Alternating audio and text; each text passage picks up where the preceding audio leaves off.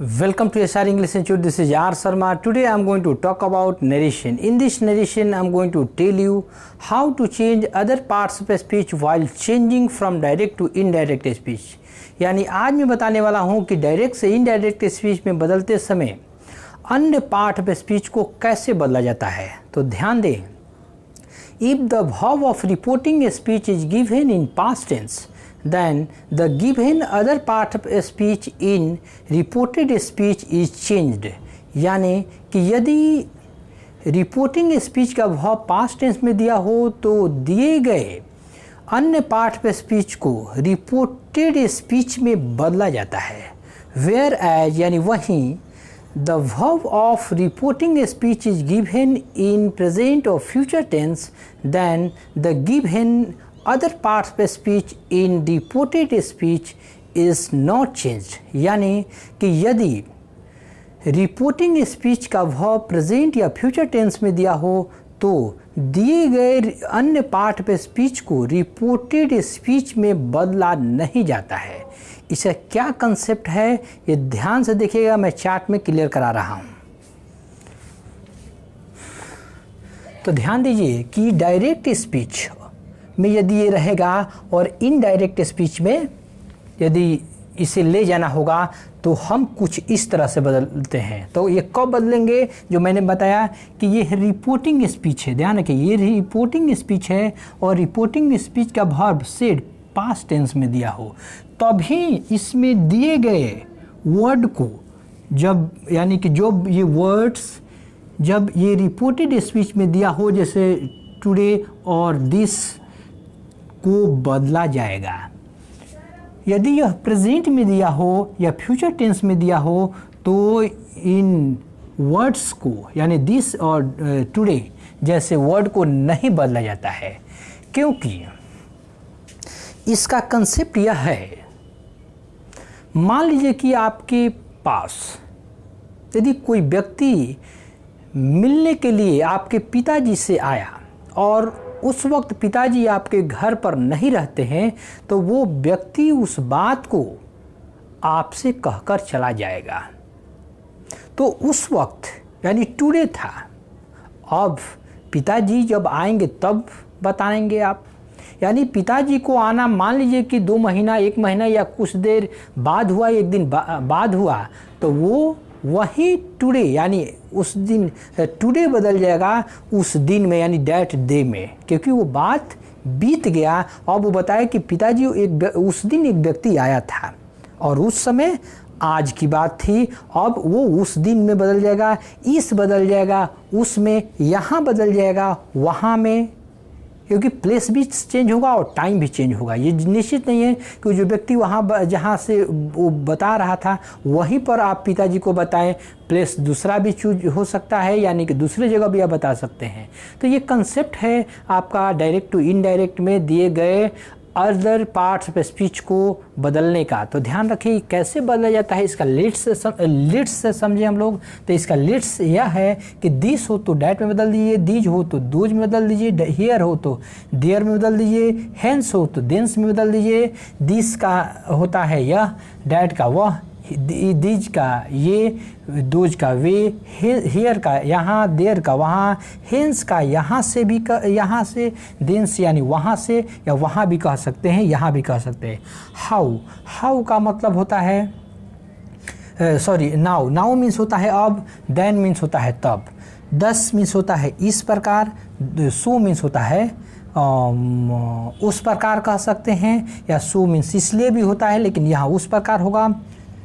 Today means आज होता है, डैट डे मीन्स उस दिन होता है, यस्टरडे मीन्स बीता हुआ कल। तो बीता हुआ का प्रीवियस कहा जाता है डे यानी पिछले दिन, यानी सेम बातों को वो एक्सप्रेस किया। टुमारो मीन्स होता है आने वाला कल। तो नेक्स्ट का मतलब अगला, डे मीन्स कल, डे मैंने दिन, अगला दिन, वही हो गया। टू नाइट, टू का मतलब यहाँ आज हुआ, टू नाइट मैंने आज रात्रि, डैट डे मीन्स उस दिन की रात्रि, दिस डे यानी आज का दिन, डैट डे मैंने उस दिन, द डे बिफोर यस्टरडे, इसको समझिएगा, द डे बिफोर यस्टरडे। कभी प्रीपोजिशन मिलता है तो उल्टा अर्थ लगाया जाता है, तो ध्यान रखिए बिफोर के बाद से अर्थ लगाएंगे। यस्टरडे मीन्स कल यानी बीता हुआ कल, बिफोर माने पहले, का दिन, यानी कह रहा है कि स्टडी माने कल एक दिन हुआ, और बिफोर माने पहले वाला दिन, यानी कल के बाद वाला दिन, यानी 2 डेज हो गया। तो यानी इसको दर्शाया जाएगा इनडायरेक्ट स्पीच में 2 डेज बिफोर, यानी 2 दिन पहले।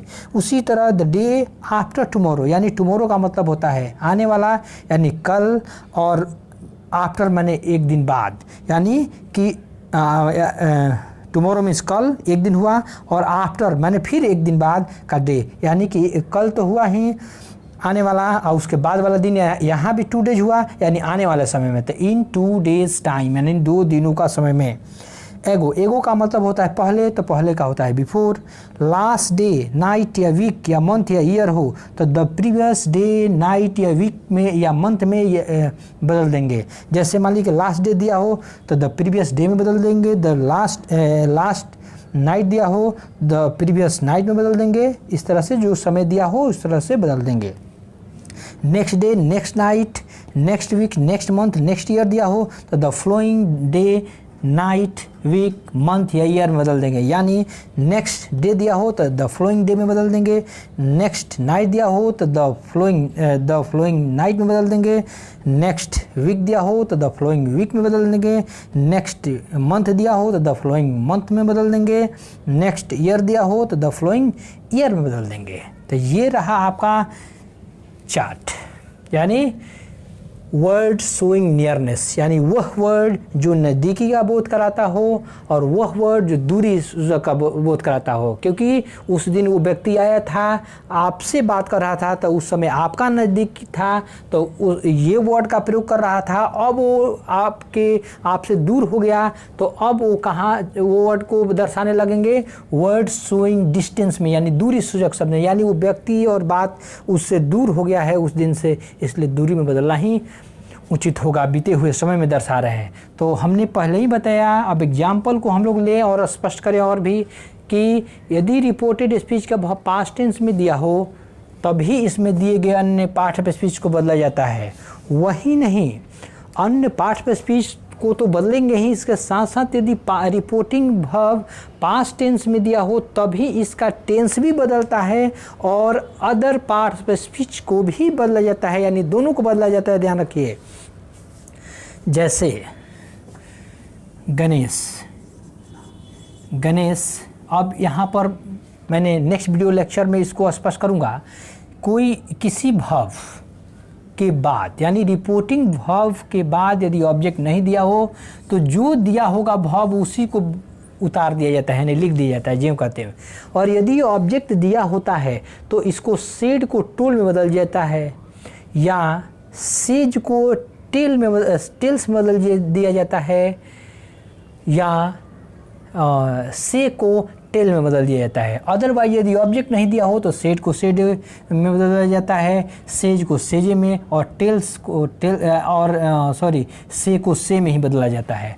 डबल इन्वर्टेड कॉमा में को डैट को जोड़ते समय डैट का प्रयोग किया जाता है, क्योंकि एक कंजक्शन का प्रयोग करना जरूरी है और डैट एक कंजक्शन है। तो असर्टिव सेंटेंस के लिए डैट का प्रयोग किया जाता है। फर्स्ट पर्सन सब्जेक्ट के अनुसार ये बताया था मैंने पहले, इसके ठीक पिछले वीडियो लेक्चर में पर्सन के रूल में, तो वहाँ जाकर स्पष्ट कीजिए। कैन को वर्ब के अनुसार मैंने ये भी बताया था, इसके टेंस के नियम के अनुसार, तो इसको कैन को कुड में बदल देंगे, या वर्ब में भी उसी टेंस में ही वर्ब को एक्स्ट्रा बताया था उसमें स्पष्ट कर देंगे।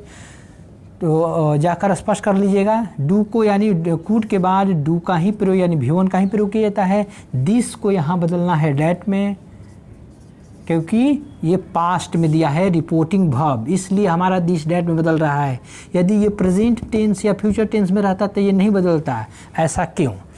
तो ध्यान रखिए कि प्रेजेंट में हो और उसी दिन जिससे काम हो उसी से बात हो गया हो, तो वो फिर अब उस बात को बदलने की ज़रूरत ही नहीं है, वो ज्यों का त्यों हो जाएगा। फ्यूचर में क्यों? तो ध्यान रखिए, फ्यूचर में जो भी काम होने वाला है वो फ्यूचर में कभी कोई काम होता नहीं है। हम लोग फ्यूचर में सोचते हैं।